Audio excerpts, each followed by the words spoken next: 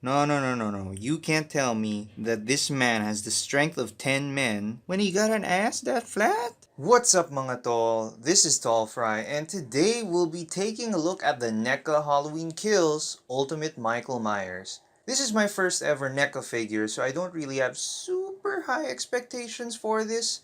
I've heard they make great, decently priced horror figures, and who better to start the line with than with my favorite movie slasher, the Shape himself, Michael Myers. For the packaging, we can see the front has this awesome poster with Michael and his new crispy face. At the side, the same thing at the top part, Halloween Kills, NECA, Real Toys. At the back, we got product shots of Michael with his various accessories in different lighting. And here at the bottom, we have a short read-up of the movie and also what he comes with. Warning, choking hazard, ooh. The window box packaging, I guess. On the flap, you have another picture of Michael there holding his knife. And here you can see all the stuff, including the figure and everything that he comes with. So without further ado, let's get all of this out of that packaging. And here's the figure out of the packaging, and judging by the looks alone, I'd say it looks pretty damn good. Let's save the best for last. Here, starting with the coveralls, yes, they are called coveralls in my country. They are pretty good. They have those creases and folds to give it that realistic look. It's sculpted all around the figure, from torso to legs to back. It's not just dark blue, but there's also a wash all over it. There has to be like a buildup of ash all over him and all that. The burns, the wounds and all that damage that was done to him in the previous movie, they are very much evident here on the figure's design. The burnt parts in particular are very much glossy. It very much sells the effect that this was like recently burned. The blood even coming from the gunshots and all that and the stab wounds. Also looking at the hands here, you can see those grummy old white man hands. I don't know why I said white man. They do look disgusting because he doesn't seem like the guy that cares too much about hygiene, but he does care about his wounds being clean. There's a lot of the blood dripping in between, and they even have some shading in between each bandage layer, and it only gets better as you go up, because here on the mask, I would have to say it is pretty dead on the money.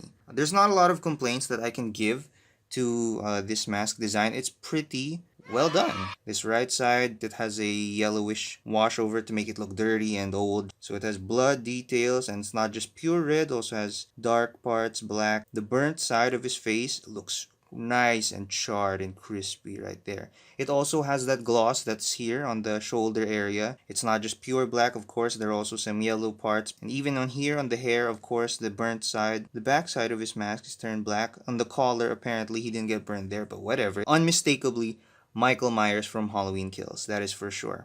Moving on to the figure's articulation, and I gotta say, this is where most of the figure's faults become apparent. Starting with the head, of course, he can move up and down a good bunch. Tilt, of course, the infamous Myers tilt, which is very important in a figure like this. Look left and right, though the collar, of course, will get kind of in the way. His arms can go all the way, or almost up to 90, not quite 90, but almost, yeah. Let's say, okay, maybe that's not almost, but you get the point. That much.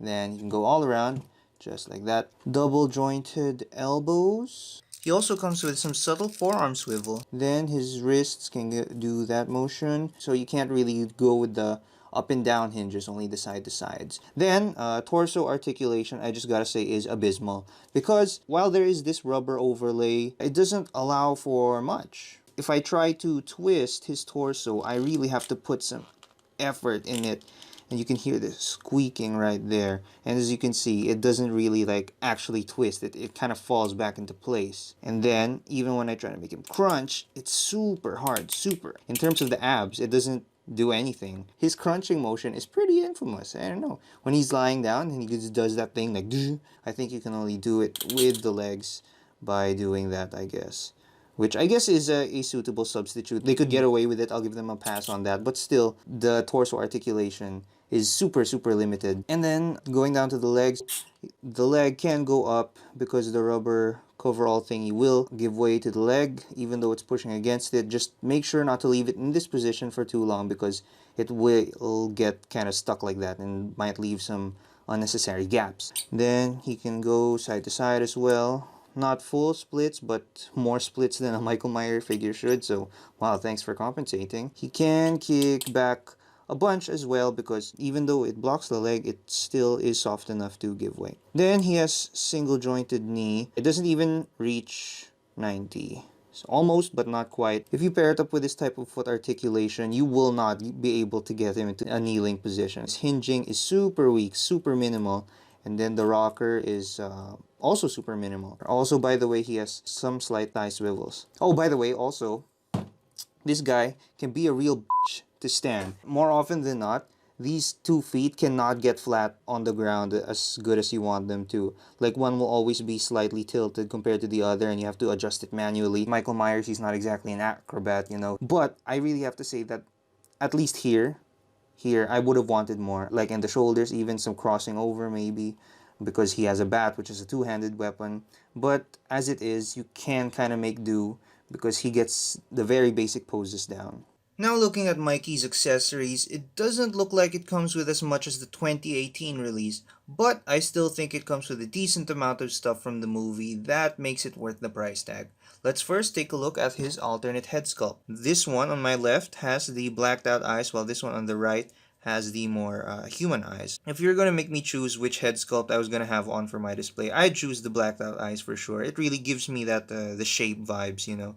But this one isn't too bad. There are some instances where I want his eyes to be seen just to show that there is a dude in there, and like he's still just as much as a monster. On this eye though, on the real eye, I don't know, it doesn't feel right to me. It looks like he's about to cry or something. It doesn't look like he's a stone cold killer. I don't know. Maybe that's just me. But this, yeah, this is for sure a winner. There are certain points where it looks like his eye is shiny or it looks like it has white paint, but yeah, it still looks good. Then here is the skull mask of that kid he killed off screen, of course, because killing kids, he might get canceled, you know what I'm saying? Well painted, it does look like a skull. It's not just plain white, it has some grays and blacks in there as well, which is all nice. And of course, the blood. The silver shamrock branding right there. That's a nice Easter egg, I guess. Rip to that child. Now, these are all alternate left hands. He doesn't have any alternate right hand, so you're kind of stuck with that gripping hand. So these ones in particular, this is to grab the mask, which I'll show you here. It has that kind of divot or whatever, crater, for the thumb to slide in, and then it hangs in there just fine. This hand is an alternate grabbing hand for the two-handed weapons that we have here. Here is the baseball bat that he, oh, spoiler alert, he uses at the end. Yeah, it does look like realistic wood, I will give them that. But they are missing an important detail, the freaking name of the bat, which is like old Huckleberry carved in there somewhere. This is the Halligan bar. It is quite short. I'm pretty sure it should be longer, but in order to cut costs, I guess they made it shorter. It does look nice with the silver. It's not a super clean silver, which sells the effect that it's been used. And of course, you have some blood here from killing the fireman. Rest in peace. And then here we have two different types of kitchen knives, one bloody and one clean. Use which one you like based on your shots. Yeah, display options, you gotta love them.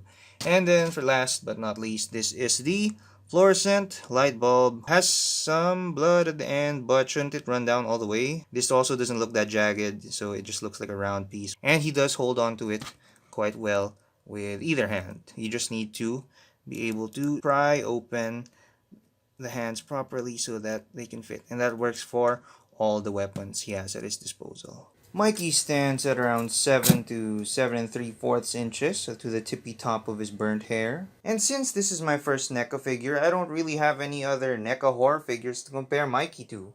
So this is the closest thing I could find. Here is the DC Multiverse MK11 Spawn. And they're both in like the 7-inch scale. A little taller than Marvel Legends and the others, as you'll see right now. Here's Mikey next to the SH Figuarts Taskmaster female version, the Marvel Legends Writer's Punisher, and the Mafex John Wick Chapter 2. And yeah, unless you're good at playing with perspectives or using props and all that, this guy will seem like a giant compared to figures from these lines. Real quick before I conclude, let me ask you, what do you guys think of Halloween Kills? I thought that it wasn't as great as the 2018 movie, but James Jude Courtney definitely shines as the new best actor to play Michael Myers.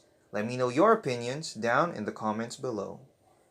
So, when all is said and done, is this a good Michael Myers figure from Halloween Kills? I'd have to say very much, yeah, actually. It's really good in terms of the paint and details, the sculpt and all that. Articulation is not the best, but it's also not the worst. Specifically in the torso, knees, and ankles, those are the places that could have used some more range, but for what it's worth, you do get the basics. Accessories are on point, except for the lacking detail on the baseball bat, and when paired to a lot of my other figures, he looks like a giant, and when you combine that all together, it makes for a pretty terrifying yet awesome Michael Myers figure. I did have fun taking pictures of this guy, but it was mainly due to how menacing and creepy he looked next to all my other figures. I'm also happy I got to use my blood and muzzle effects once again, which you can check my reviews of right here. And by the way, feel free to like and subscribe this video and comment down below what you like, what you didn't like about it. Until next time, be good people, I guess. Dude, please focus. Oh my gosh. Let's give a shout out to our firemen, They're one of the few community workers that aren't so controversial and caught up in abuse scandals and whatnot. Yeah, shout out to them.